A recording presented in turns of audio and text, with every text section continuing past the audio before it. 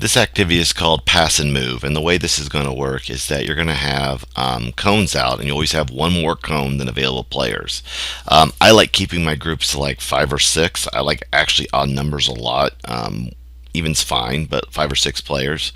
And the way the activity plays is simple: is that when the activity starts, the player with the ball passes the ball to another teammate, and then they have to move to the open cone. And as the ball passes, there's constantly movement happening. So as this player is passing, they have to be mindful that there's a player moving through the middle of the square. They have to use an appropriate pass, but they also have to focus on receiving and then passing with accuracy. The first time we run the activity, we'll do 2 touches. So they basically have to trap it and then pass it. And the goal is that can you trap it and pass it accurately to each other? You should be able to actually pass the ball harder because you have a trap before you then pass.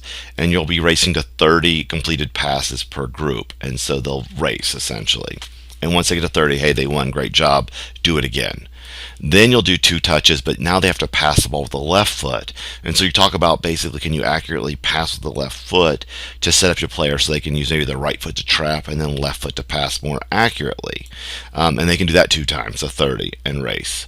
And then the final thing we're going to do is we're going to do 1 touch passing. And so what they need to learn is that you basically need to leave it a little light and leave the ball in the middle so the player steps in to the pass so they can take that next touch more easily. So it's teaching them to weight their pass based on how the player is trying to pass that next pass. So look at technical development. They're going to want to hit the right foot with their passes. They're going to want to be accurate. They're going to have that ball on the ground. And this gives us a fun way to do this activity. And we can do it 6 times, and players will probably touch the ball. If we have 30 completed passes and 5 in the group, we'll each times, they'll probably get 40, 50, 60 good touches, maybe more than that if you count both the trap and the touch. So maybe you get 100 plus touches here in the 9-minute period in a passing, and they'll learn to move after the pass.